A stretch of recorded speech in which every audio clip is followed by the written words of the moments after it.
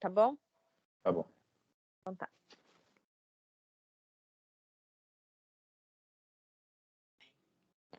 Muito bem, boa noite para todos. Então nós vamos falar um pouquinho sobre as bibliografias comentadas, né? Também aí válido como o trabalho de outros. Esse trabalho é composto, então, por mim e pela Jennifer Leme. Pode passar o slide. Tá? Muito bem, então nós vamos falar um pouquinho. Nós pegamos alguns artigos, de certa forma, extensos, e a Jennifer e eu, a gente tentou abreviar esses artigos para falar um pouquinho deles para vocês. É lógico que vale a pena ressaltar que são introduções, são coisas introdutórias. Aqueles que tiverem desejo de conhecer um pouquinho mais a fundo sobre aí a origem do preconceito linguístico, né, e os outros artigos que nós vamos abordar aqui, os artigos estão disponíveis aí nesse link acima, é só clicar e o slide também vai ficar disponível para quem quiser. Nesse texto, A Origem do Preconceito Linguístico, da Láudia Ceia Silva, a gente pode ver algumas coisas interessantes. Né? A primeiro ponto, a gente pode ver alguns mitos ali sobre a língua portuguesa. A gente vai ver que alguns mitos vão dizer que a língua portuguesa é complexa, outros que vão dizer a dificuldade, né, de algumas pessoas em aprender sobre a língua portuguesa. E aí a autora vai trazer, na visão do linguista Carlos Bagno, alguns mitos que serão considerados ali como verdade, né, para algumas pessoas. Por quê? Essas pessoas elas vão começar a acreditar que realmente não sabem sobre a sua própria língua, sobre as suas variações, e que o preconceito linguístico ele vai se dar entre os próprios brasileiros. Né? E por que isso acontece? Isso acontece devido ao não conhecimento ali, né, de uma região, ao não conhecimento de algo, porque a gente vai ver no próximo texto que o preconceito, né, ele é, na verdade, um pré-julgamento. Né? Então, as pessoas elas agem ali com uma certa repulsa, né, num ato de pressa e um pré-julgamento da maneira com que a outra determinada pessoa fala. Tá? E aí, no próximo slide, a gente vai ver o porquê que é interessante. Né? Por que é interessante? Pode passar. Por que é interessante, então, a gente abordar esse texto, ou a gente entender e ler esse texto, tanto como uma leitura recreativa, para entender um pouquinho mais, como uma leitura que nos traz aí conhecimento. Né? Esse primeiro texto é interessante porque, além da autora ela mostrar os mitos geradores de preconceito, ela vai mostrar que esses mitos eles podem ser vistos até a data de hoje. Né? E aí esses mitos eles vão gerar, seja por pressa, antecipação, o entre aspas famoso, né, preconceito linguístico. E esse preconceito ele é praticado por muitas pessoas, só que ele é conhecido por poucos. Né? E através dos mitos dentro desse artigo, a gente vai poder ver que muitos brasileiros que acabam assumindo esse mito para si como verdade, acabam também criando alguns empecilhos ali no aprendizado da língua portuguesa. Né? E por criarem esse empecilho de aprendizado, de dizerem, a língua é difícil, ou eu não quero aprender sobre determinado local, sobre determinada região, não é só uma falta de aprendizado linguístico, como também uma falta de aprendizado cultural. Tá? E aí vai desenvolver, então, a questão do preconceito da língua. Por quê? Porque ele não está familiarizado com a maneira na qual outra pessoa fala. Ele não está familiarizado na maneira da região a qual aquela determinada pessoa fala, e ele vai criando pré-julgamentos ali dentro dele, seja por não ter instrução, por não querer ter aprendido sobre determinada coisa. No próximo slide, a gente vai ver o preconceito linguístico na sociedade, né, na escola e o ensino do português. Então, a gente vai trazer nesse artigo um pouquinho do que é o preconceito. E aí, aquilo que eu já havia dito, que ele é um julgamento que vai menosprezar aquilo que o outro está dizendo. Né? Ele é um pré-julgamento que eu, olhando determinada situação, olhando determinada maneira que uma outra pessoa fala, eu menosprezo, eu julgo uma pessoa simplesmente pelo que ela está dizendo. E aí, esse artigo ele vai trazer para a gente que o preconceito ele se dá por duas maneiras. Seja por uma questão autoritária, né? Ou seja, o indivíduo manda nos seus subordinados, né? Ou pela questão da pressa, né? Ou seja, por uma antecipação desenvolve seu preconceito linguístico.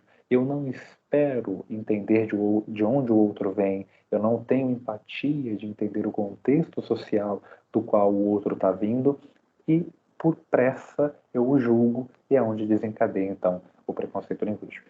E a autora também, a Itamara Hick, ela vai mostrar a forma na qual a escola deve agir. A escola ela deve acolher ao aluno, né, entendendo ali as suas dificuldades, o contexto no qual o aluno está inserido, né, e cabe à escola, então, ensinar ao aluno que vai existir uma grande variedade linguística, né, e que o Brasil é um país onde se tem uma grande miscigenação e que é preciso, né, entender que vão existir variedades linguísticas e que é preciso prevalecer o respeito com isso, né. E com isso, cabe à escola, então, acolher ao aluno, ensinar ao aluno, então, as normas padrão, mas não a norma, perdão, a norma padrão da língua, mas não para mudar, não para tentar mudar a oralidade do aluno, mas para possibilitar ao aluno ler e escrever na norma padrão. E no próximo slide, né, como que esse texto contribui para pensar a linguística na escola? Né? O texto ele traz uma contribuição para que seja possível que na ideia do quanto algumas pessoas trazem mitos sem antes analisar os mesmos. Né? E isso aqui eu estou falando um pouquinho dos dois textos. Né? E aí é aquilo que eu já falei, né, que nos dois textos, que a escola ela precisa apresentar as formalidades da língua para o aluno, mas não repreendendo ao mesmo. Né? Não isolando o mesmo de determinadas atividades, entendendo a questão da miscigenação, não ter aquela ideia de usar a forma correta, né, com domínio da língua padrão, né, mas sim que a escola tem que apresentar a forma padrão, mas respeitar e não ignorar o quesito da oralidade do próprio aluno. E agora a gente, então, eu passo os próximos dois artigos para a Jeffrey, que também são muito interessantes, vão falar um pouquinho também do preconceito na sociedade e dentre outros fatores que são super interessantes.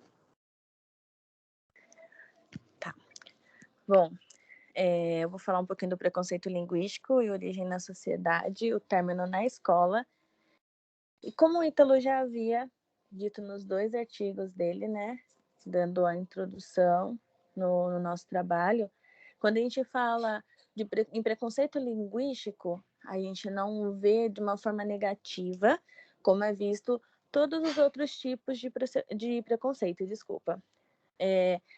Só que isso acaba gerando nos alunos, na nossa sociedade, como se a pessoa falasse errado da forma que a outra pessoa enxerga, fosse algo para ser motivo de piada, para tentar corrigir essa pessoa, ou até mesmo os alunos, né, dentro do âmbito escolar. E nisso, o aluno ele pode se sentir menosprezado. Tanto que esse artigo da Maridelma Martins, ele é bem amplo e repete muito a mesma informação. Que às vezes a pessoa falar uma certa palavra que nós somos acostumados, do nosso entendimento, no nosso vocabulário, é muito diferente de escutar a pessoa falar a mesma palavra, só que talvez de uma forma diferente, né? Com o mesmo significado, no caso.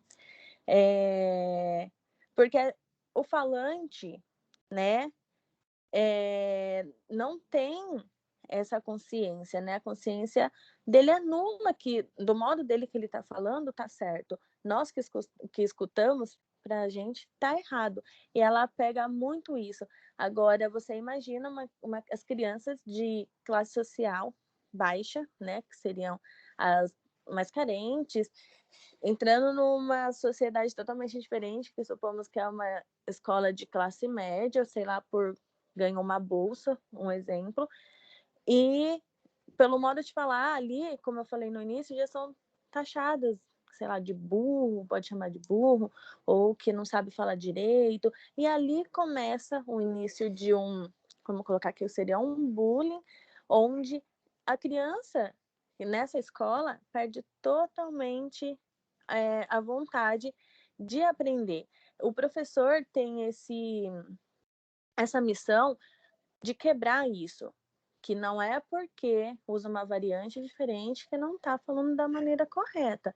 Óbvio que a gente vai ver também num próximo artigo que precisa se quebrar, que tem uma norma padrão de falar. A gente sabe que para a escrita existe sim uma norma padrão, mas é de se falar, dependendo do local, do lugar, da cidade que a gente vá, são muito diferentes, né? Por que eu achei esse texto interessante? Nos faz pensar de uma maneira que não há uma maneira certa para falar. Como eu falei, cada região tem a sua influência, né? Tanto regional como social.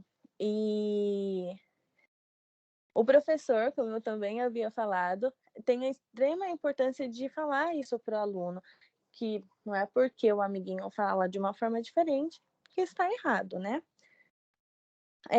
Vamos falar um pouquinho da variação linguística e o preconceito linguístico no âmbito escolar. Aqui, eles falam que quando a gente começa a estudar, né? As crianças começam a estudar a variação linguística, a gente percebe que essa variação está presente em toda a língua em certo momento. E quando começamos a estudar o preconceito linguístico, há uma quebra, que a gente vê que existe uma forma de escrever, mas é a gramática normativa, né? Então é onde a gente começa a estudar alguns conceitos que são extremamente importantes para nosso entendimento, que os conceitos fundamentais, como já está falando no slide, que é a variedade linguística, a variante, a variável linguística, a língua culta, que é versus a norma padrão. O preconceito, ele está ligado, né, à medida, a confusão que foi criada no curso de História entre a língua e a gramática normativa. No caso, a tarefa do professor é fazer com que a gente quebre isso, como eu falei anteriormente. Porque está ligado, né? A linguística está ligada às normas gramaticais. Então, a gente precisa fazer isso da forma mais urgente possível, porque, querendo ou não, a gente cria um desmerecimento da diversidade linguística que tem no nosso país, porque não que eu falo de um jeito aqui no estado, no interior de São Paulo, que é Bauru, que o pessoal de Lençóis vai falar da mesma forma que eu. Então, não existe uma maneira única, né? A autora fala muito isso, que não tem uma maneira única da gente falar. Tem sim as normas para a gente escrever, mas para falar não existe uma maneira correta, né? Então, o ensino da linguística dentro do ambiente escolar é muito importante para ter essa quebra, para a gente entender que a língua não é uma só, existe muitas variantes. E a pergunta que eu mais gostei, né, é como o texto contribui para pensar a linguística na escola, que eu até já citei um pouquinho. Porque é interessante a gente debater esse tema para quebrar esse preconceito e também evita que outros alunos se sintam intimidados devido ao modo de falar, né? Como eu também falei, as variações linguísticas dentro do estado de São Paulo, né, o próprio slide está falando, que são imensas, são inúmeras. Então, é dessa forma que eu penso que precisa ser debatida a linguística dentro da escola. Fora da escola também, a gente precisa aceitar o modo que a outra pessoa fala, sem ter aquele negócio da gente ficar zombando, porque fala diferente de mim. Bom, a gente encerra aqui o nosso trabalho. Qualquer dúvida que vocês tiverem, estamos à disposição de responder. E caso vocês queiram também ler o artigo, estamos à disposição para encaminhar. Obrigada e boa noite. Bom, boa noite a todos, né? E só agradecer a atenção de cada um e dizer, né, realmente, que quando a gente fala de preconceito linguístico, acaba se repetindo muitas coisas, porque é aquilo que é necessário que a gente faz. A cobrança, cada vez mais, dos professores, para que não menosprezem aí a questão da língua do aluno, da oralidade do aluno, né? Mas para que não desperdicem, né, o ba do gaúcho, o uai do mineiro, o mano de São Paulo, o piá do Rio Grande do Sul. Então, assim, para que a gente não menospreze isso, mas que traga também a formalidade da escrita. E no mais é isso, gente. Obrigado, boa noite para todo mundo. E aí?